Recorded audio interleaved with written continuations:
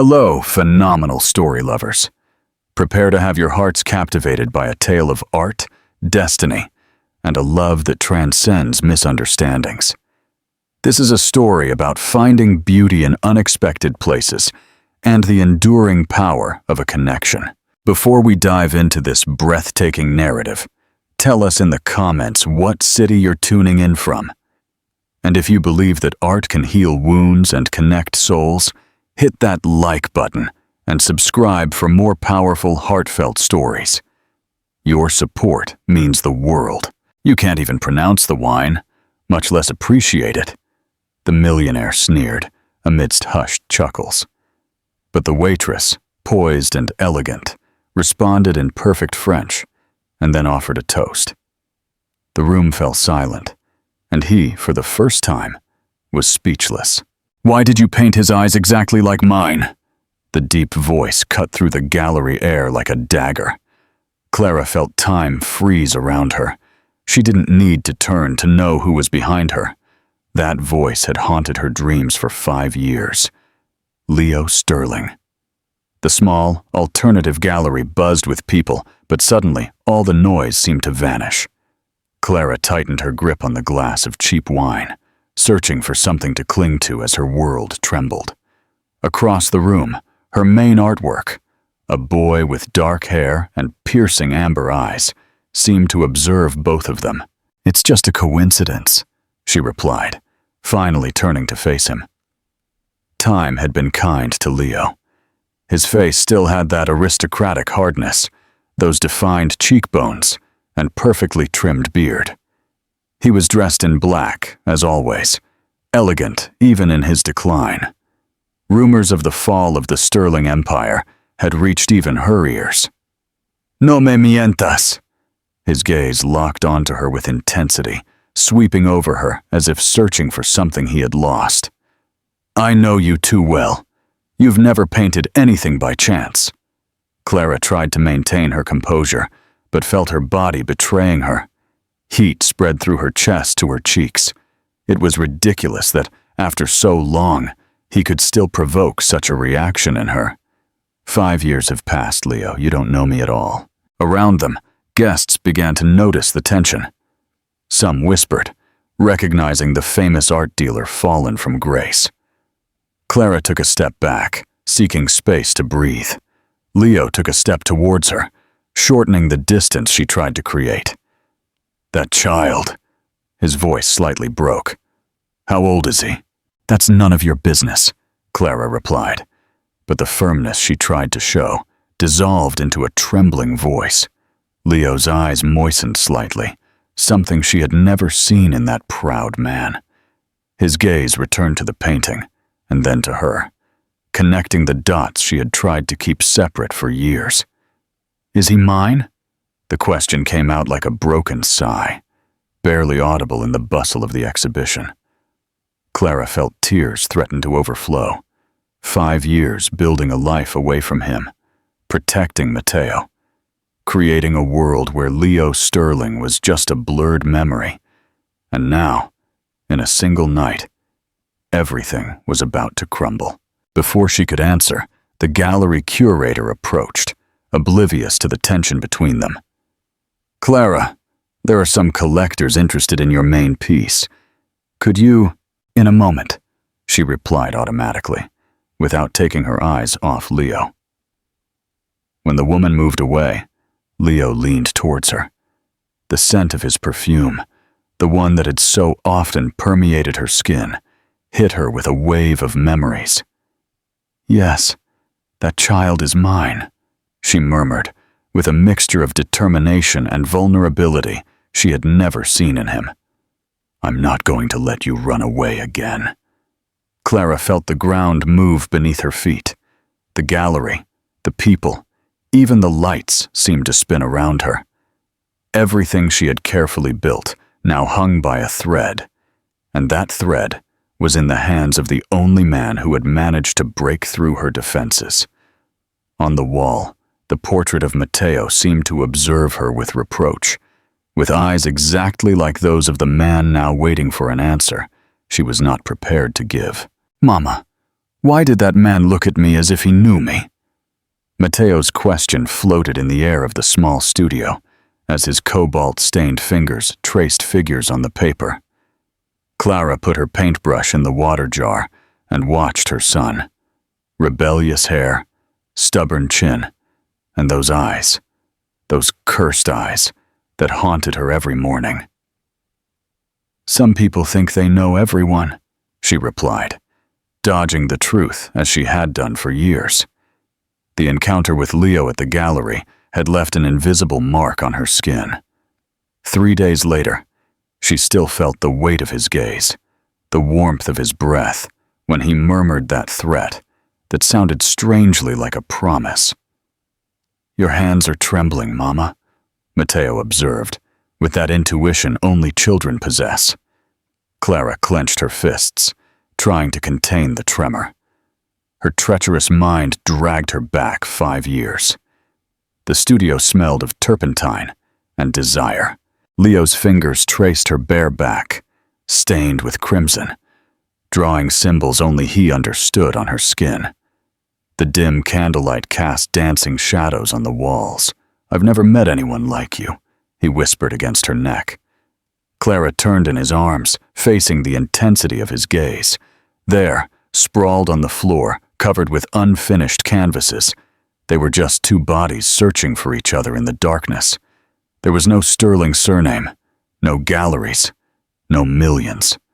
Only them and the trail of paint their bodies left on the canvases. "Could you paint me like this forever?" he murmured, capturing her lips in a hungry kiss. Her hands, always steady when painting, trembled as they traced Leo's bare torso. There was something almost sacred in the way their bodies fit together, as if they had been designed by the same artist. The doorbell brought her abruptly back to the present.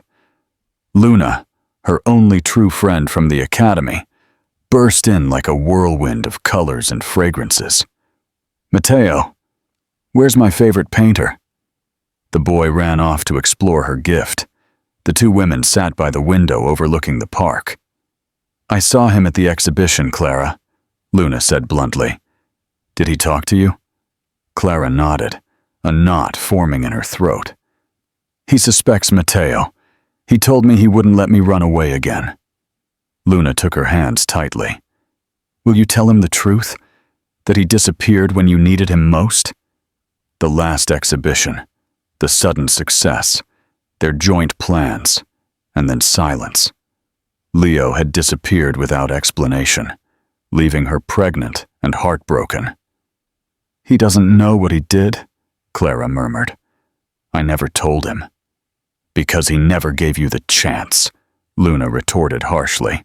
The primary school buzzed with activity for the spring festival. Clara was helping to hang children's drawings when she felt him before she saw him. That weight in the air, that electricity that only Leo provoked. "He has talent," he said, contemplating a drawing signed by Matteo. "The strokes are confident, fearless. Like yours." Clara turned slowly. "What are you doing here?" "I investigated," he replied with that frankness that always characterized him. It wasn't hard to find them. Several parents watched them curiously. Leo Sterling, even in his decline, was still a recognizable figure. "This is no place for this conversation," she whispered, trying to remain calm. "Every place you are is exactly where I need to be." The intensity of his gaze made her stomach clench. 5 years, and he still had that effect on her, that power to tear down her defenses with a simple phrase. Over the next few weeks, Leo appeared at every school event, every children's exhibition, every place where Matteo was. He never got too close to the child, but his eyes followed him with a mix of fascination and longing that tore Clara apart.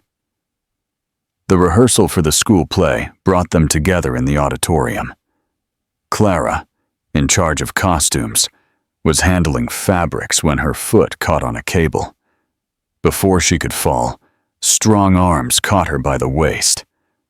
"Always on the edge of the precipice," Leo murmured against her ear. The warmth of his hands penetrated the fabric of her dress.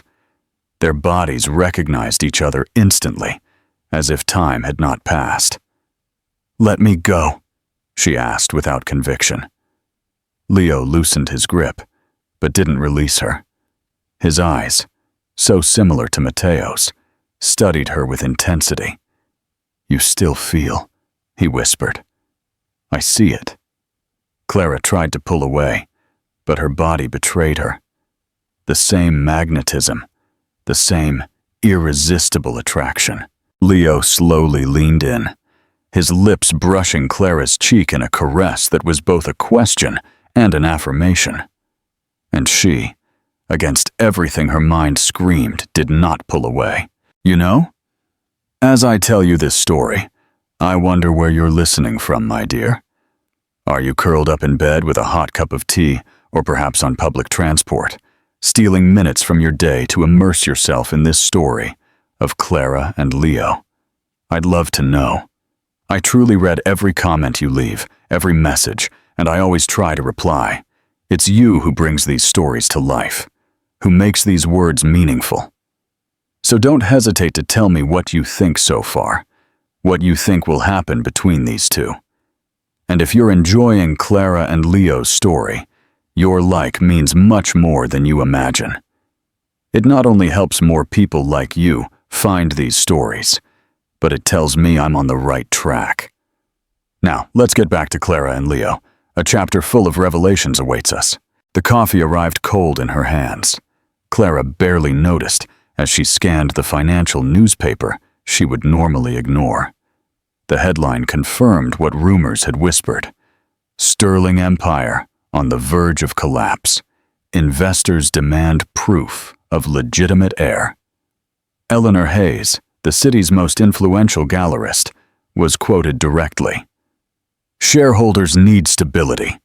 Without a proven heir, the board of directors will take full control of the Sterling collections." Clara's heart skipped a beat. Now she understood Leo's sudden appearance, his insistence, his poorly disguised desperation. It wasn't about her or buried feelings. It was about saving what was left of his empire. The doorbell rang past midnight. Luna had taken Mateo to sleep, insisting that Clara needed rest. But opening the door, she knew rest would remain a distant illusion. "I need to talk to you," Leo said, entering without waiting for an invitation. His presence filled the small apartment. His suit was rumpled, and he had a shadow of stubble she had never seen on him during their relationship. "About how you want to use my son to save your fortune," Clara attacked, throwing the newspaper onto the table. Leo stopped dead, his expression hardening. "Is that why you think I'm here? Why else would you so desperately seek a son whose existence you never cared about?" He took a step towards her, contained rage vibrating in his every movement.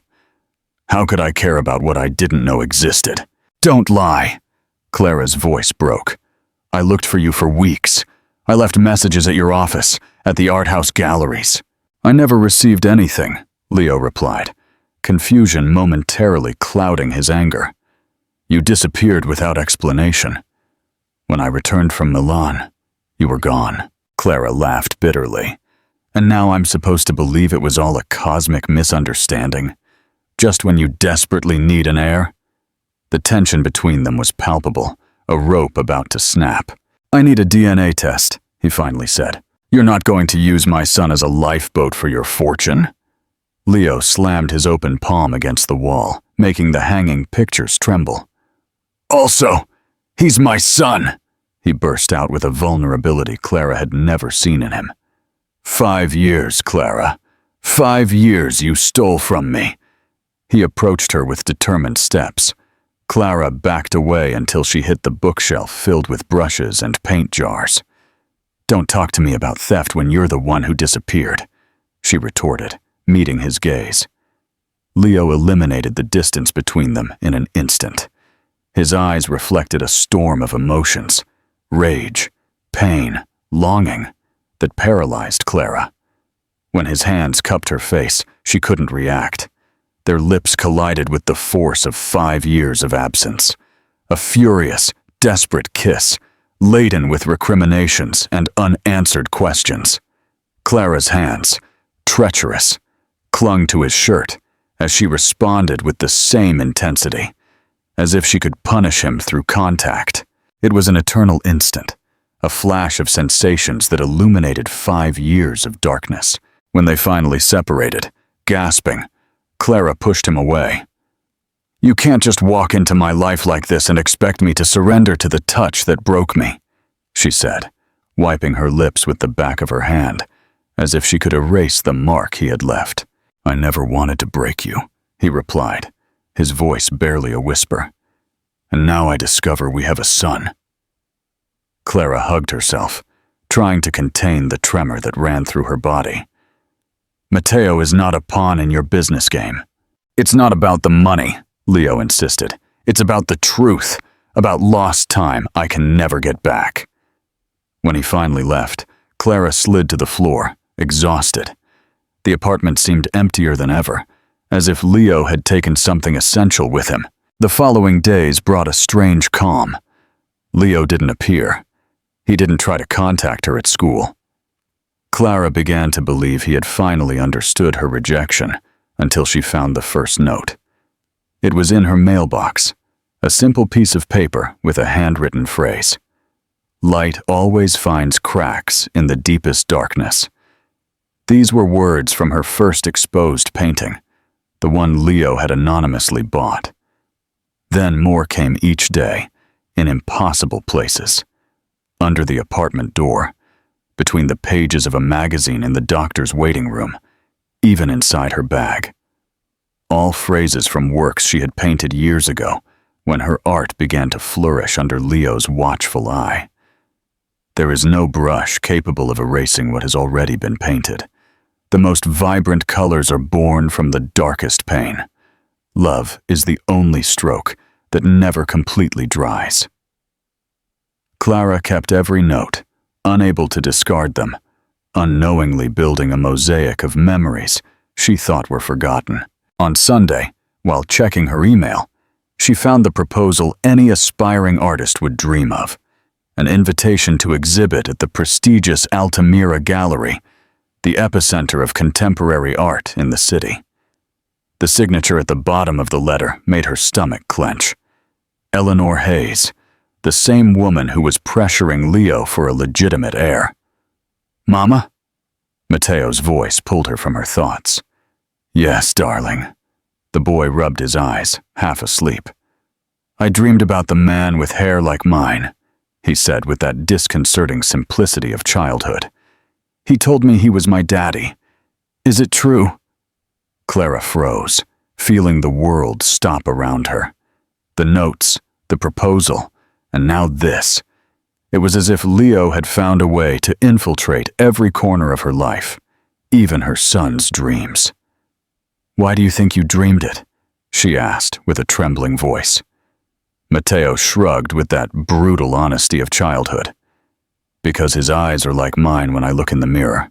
The old industrial loft retained the essence of the Leo Clara had known. Large windows that captured the afternoon light, shelves full of art books, and that unmistakable scent of turpentine mixed with old wood. However, something had changed. The space that once overflowed with life now seemed like a museum of memories. "I haven't moved anything since you left," Leo confessed as he poured 2 glasses of wine. "I suppose part of me hoped you'd come back." Clara ran her fingers along the edge of an abandoned easel. On it, a half-finished canvas, her sleeping face captured in soft charcoal strokes. "Why did you invite me here?"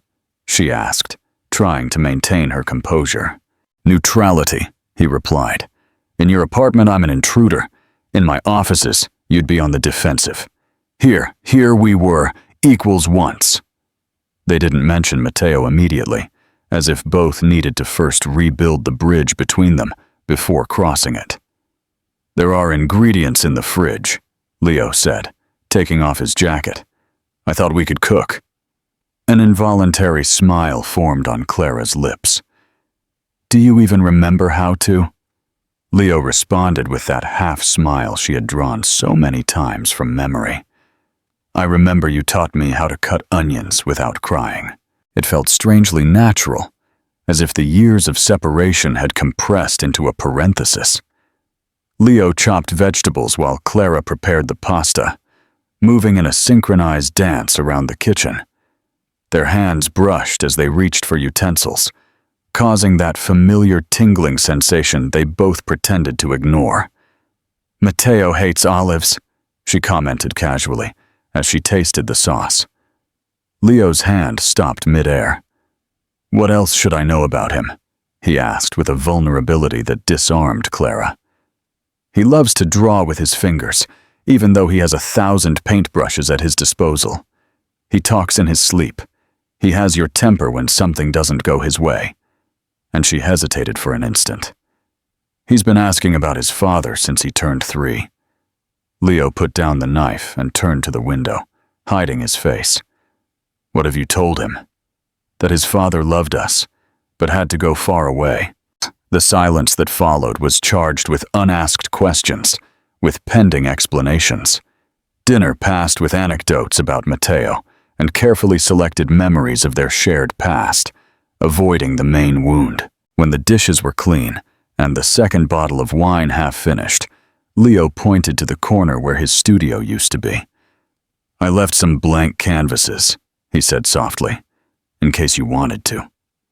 Clara approached the space, where everything remained exactly as she remembered it. The brushes organized by size, the oil paints sorted by shade, even the old stained apron he used to wear. "You kept it?" she asked, touching the worn fabric. "I kept everything," he replied from behind her. "Even hope." Something inside Clara broke at those words. She put on the apron in an automatic gesture and selected a thin paintbrush. Without thinking, she began to trace lines on a blank canvas. Leo sat silently watching her, exactly as he used to, when they spent entire nights with her painting, and him contemplating her as if the true art was the movement of her hands.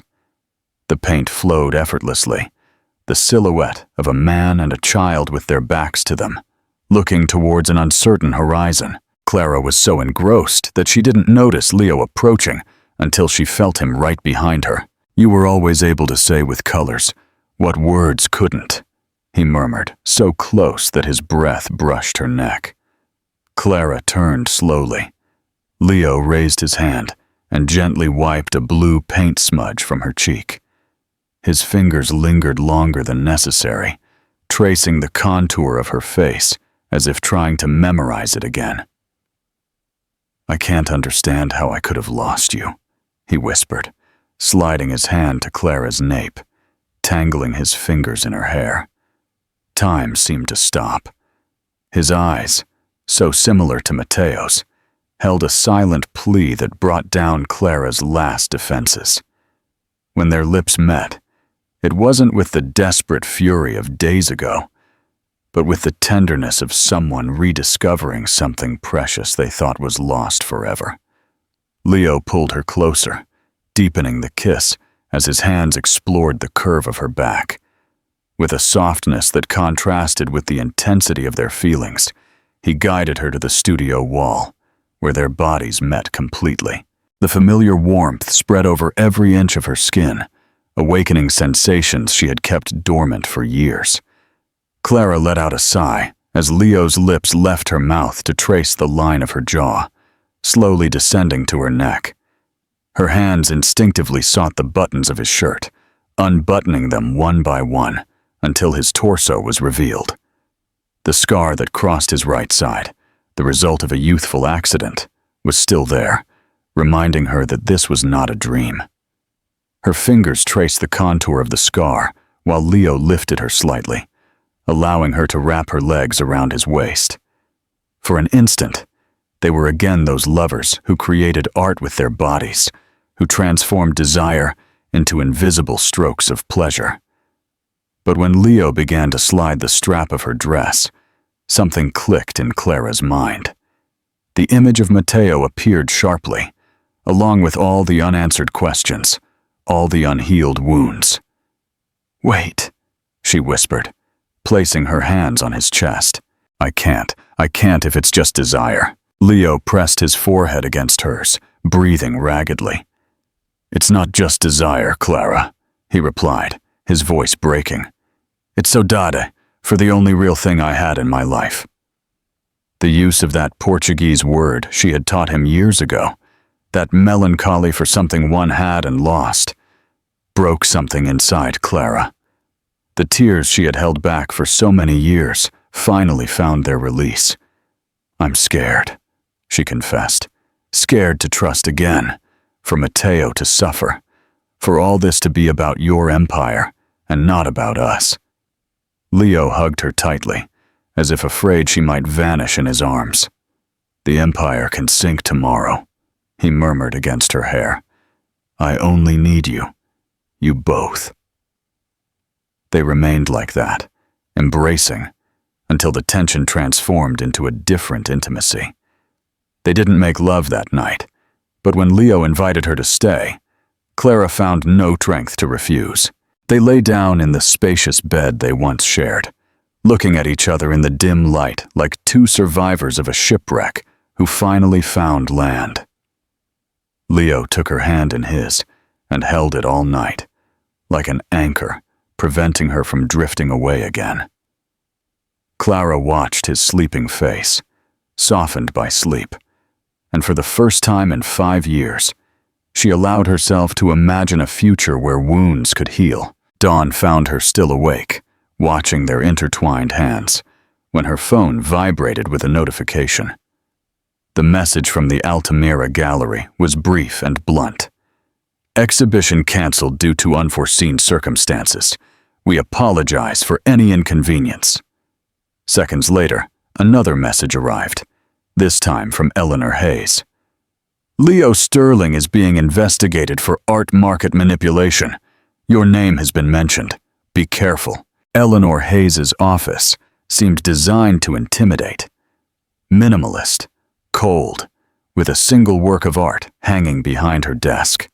An authentic Rothko, whose value surpassed the vital budget of most artists who begged for her attention. "The cancellation wasn't my idea," Eleanor said, crossing her long legs clad in black silk.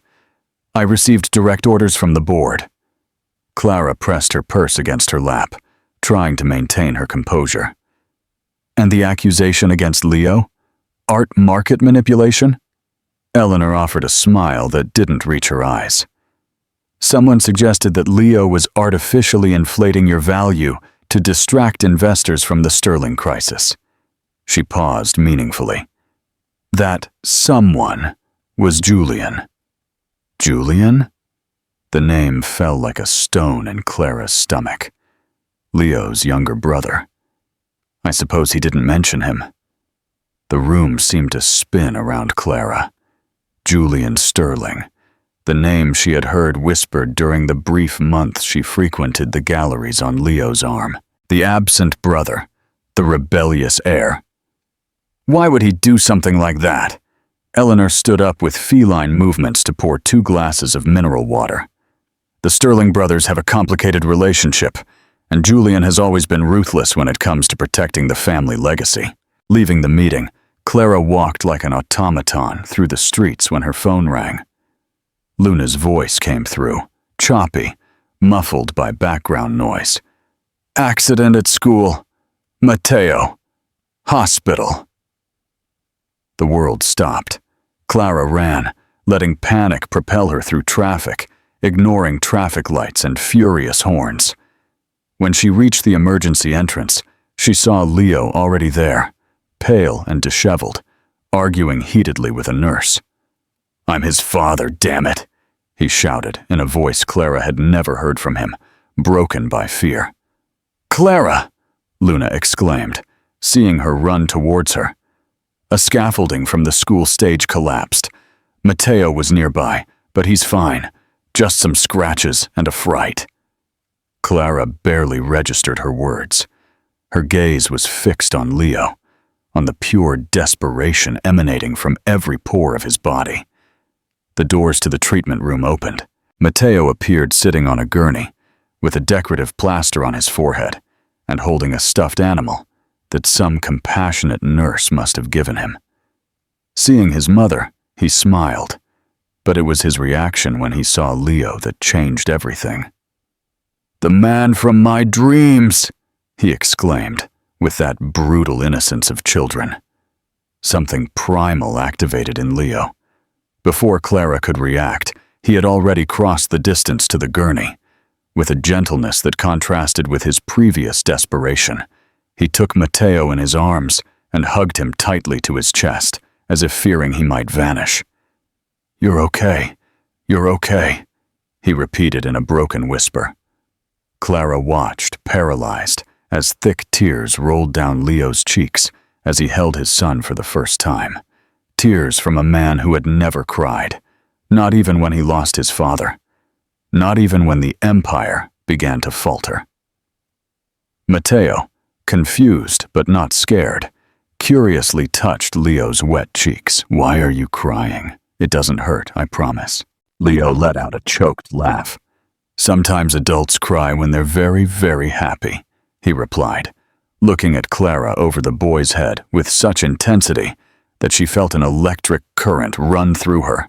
2 hours later, with Matteo sleeping peacefully in his room, Clara and Leo faced each other in the small apartment kitchen. "This morning I received a call," Leo said, with a calmness that barely contained the internal storm. "Julian returned to the city 6 days ago, exactly 1 day after I saw you at the gallery." Clara sank into a chair. "Eleanor mentioned he was the one who accused you of manipulation."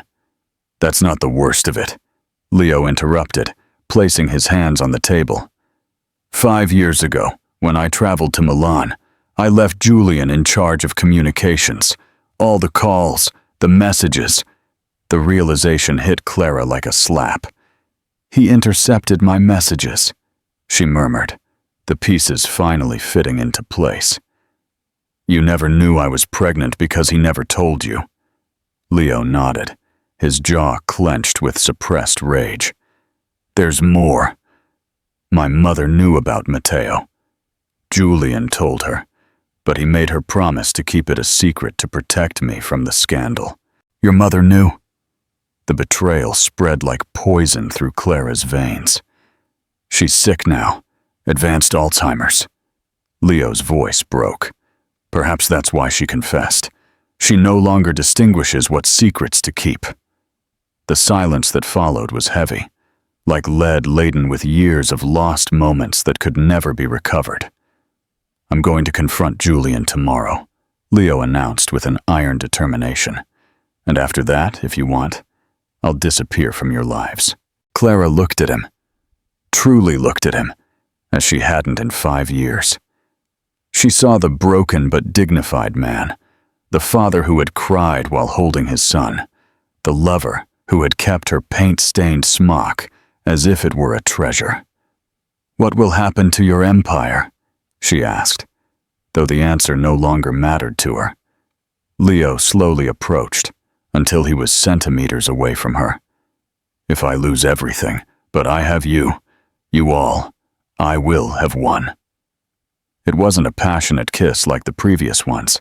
It was an almost shy brush of lips, a silent question, a whispered promise. Clara responded by moving closer, letting her arms find their way around his neck naturally, as if her body remembered exactly where it belonged. They moved in silence to the sofa, where they lay side by side, simply looking at each other in the dim light. They didn't need words or grand promises. Their intertwined hands, synchronized breaths, and unwavering gazes spoke a language older than any tongue. "I want to be there when Matteo wakes up," Leo murmured. "You'll have to answer a lot of questions," Clara warned. "He's terribly curious." A smile illuminated Leo's face. "He's like his mother." The first rays of dawn found them still awake, building in whispers the foundations of something they had thought impossible just hours before. When Matteo appeared in the doorway, rubbing his eyes with his tiny fists, he stopped when he saw Leo. "Did you stay for breakfast?" he asked with that direct simplicity of childhood. Leo looked at Clara for permission before answering. She nodded slightly. "I stayed because we have a lot to talk about," Leo replied, bending down to the boy's height. "Important things about you, about your mom, and about me." Clara watched as her son and his father looked at each other for the first time with full awareness of who they were to each other. Two pairs of identical eyes. Two souls recognizing each other without the need for words. 3 weeks later, the mail brought an elegant envelope addressed to Clara. She opened it while Matteo played in the park under Leo's watchful eye, who had kept his promise to be present every day since that morning. It was an invitation from a new independent gallery, small but respected. The curator specifically requested a piece titled "The Father Born Late," the piece Clara had been secretly painting for the past few weeks. At the end of the letter, a handwritten note. "We hope you will sign with your full name on the work. Your choice, of course." Clara watched Leo lift Matteo into the air, spinning him around as both laughed freely. She picked up a pen, and on the reply form, she wrote clearly and decisively, "Clara Dawson Sterling." The walls of New Strokes, the small gallery, vibrated with the energy of the crowd. It wasn't the kind of opening that attracted prestigious critics or millionaire collectors, but every face present reflected a genuine admiration for what they saw. Clara watched from a corner, a glass of cheap champagne in hand, as attendees paused in front of the series titled "Portraits of a Time Recovered." 6 paintings that told a story without words. A man teaching a child to mix colors. The same man asleep on a sofa with a storybook on his chest. 2 silhouettes, large and small, outlined against a beach sunset. But it was the central piece, "The Father Born Late," that captivated all eyes. A man kneeling in front of a child, both with identical amber eyes, their hands joined on a blank canvas, as if they were about to create something together. The signature in the bottom right corner, clear and decisive. "Clara Dawson Sterling. It's the most honest thing you've ever painted." Leo's voice brushed her ear as his arms wrapped around her waist from behind, a gesture that had become as natural as breathing over the past 2 months. "It's the most honest thing I've ever lived," she replied, leaning slightly against his chest. Matteo darted among the guests, enthusiastically explaining technical details about the paintings he had learned, observing his mother. His vocabulary, surprisingly sophisticated for a 5-year-old, drew smiles and murmurs of admiration. "Have you talked to your lawyer?" Clara asked, turning to face Leo. He nodded, a shadow of weariness briefly crossing his face. "The papers are ready. Joint custody, exactly as we discussed." Clara gently caressed his cheek, where a nascent beard was beginning to appear. Leo had changed in these months. Perfectly knotted ties had given way to more relaxed shirts, and the burden of maintaining appearances seemed to have dissipated from his shoulders. "And the Sterling building?" she asked, referring to the last bastion of the Sterling Empire that had not yet been sold. Leo took her hand and kissed it softly. "On Monday, I'm signing the sale. I've already spoken with the art school investors. The space will be perfect for them." It was no secret to anyone present that Leo Sterling, the former art magnate, had decided to sell practically everything to start anew.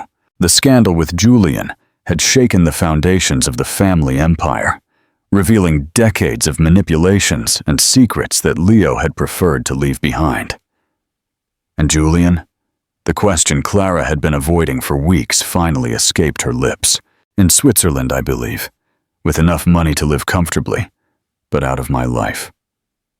Out of our lives." The determination in his voice left no room for doubt. Forgiveness might come someday, but the trust between brothers was irrevocably broken. The gallery curator approached with a young couple interested in acquiring Seconds Before the Kiss, an intimate piece that showed two faces about to meet, with an almost palpable tension between them. I explained to them that this work is not for sale, the curator said with an apologetic smile. It's part of our private collection, Leo confirmed, intertwining his fingers with Clara's. There are moments one prefers to keep at home. When the last guest left, and Matteo finally succumbed to exhaustion, curled up on a small sofa in the gallery office, Clara and Leo slowly began to dismantle the exhibition. They hadn't hired assistants. This moment belonged entirely to them. I have a surprise for you, Leo said, carefully wrapping a small watercolor. Well, for both of you, actually. From his pocket, he pulled out a set of old keys with a small bronze keychain depicting a paintbrush. What's this? Clara asked, taking them curiously. The beach house, the only property I decided to keep. Her eyes sparkled with anticipation. I thought we could go this weekend. All three of us. There's a blank mural waiting for us. The idea of painting with Leo, with Matteo, participating in a family project, brought a lump to Clara's throat. For years, she had dreamed of moments like these, even while convincing herself they would never be possible. Matteo has never painted a mural, she said, already imagining her son's small hands stained with colors. Neither have I, Leo confessed. It will be our first six-handed work. The gallery fell silent as Leo lifted a sleeping Matteo into his arms. Clara closed the door behind them, looking one last time at the space that had marked the formal beginning of their new life. In the apartment, after putting Matteo to bed, Leo and Clara found themselves alone in the small studio she had made her sanctuary for years. The dim lights cast dancing shadows on the canvases stacked against the walls. I found this the other day, Leo said, pulling a small sketch from his pocket. You drew it the first night we spent together. Clara recognized the drawing. Two intertwined hands quickly traced on a paper napkin. A moment captured on the fly, unpretentious, pure emotion transformed into lines. I thought you'd lost it, she murmured, taking the fragile paper in her fingers. Leo slowly approached, with that controlled intensity that had always been his hallmark.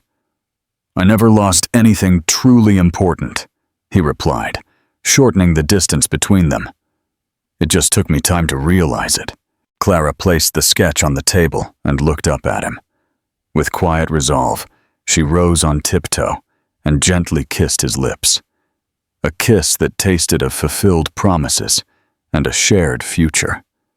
Leo responded, deepening the contact, his hands finding their way to her waist with equal familiarity and reverence. He lifted her effortlessly, drawing a soft laugh from her that echoed in the silence of the studio. You are my favorite canvas now, he whispered against her neck. It wasn't like that first time, years ago, with the urgency of youth and the uncertainty of tomorrow. This time, each caress was a recognition, each sigh an affirmation. They made love slowly, rediscovering contours that had changed with time, but that remained home for both of them. Their bodies found that rhythm they had never truly forgotten, that perfect dance they had interrupted but never concluded. When their breaths finally calmed and silence enveloped them once more, they remained intertwined like the two hands in that first sketch. Do you think one chooses who the love of their life will be? Clara asked, tracing with her fingers the scar on Leo's side. He took a moment before responding, his fingers idly playing with a strand of Clara's hair. I believe true love isn't chosen. It's recognized. His voice was barely a murmur in the dim light. Like the artist who instinctively knows what color he needs, even before he sees it. The morning found them preparing for the trip to the beach house. Matteo, enthusiastic about the idea of creating a family mural, had already drawn several sketches of what he wanted to paint. Leo studied them with the same seriousness with which he had once evaluated works by consecrated masters.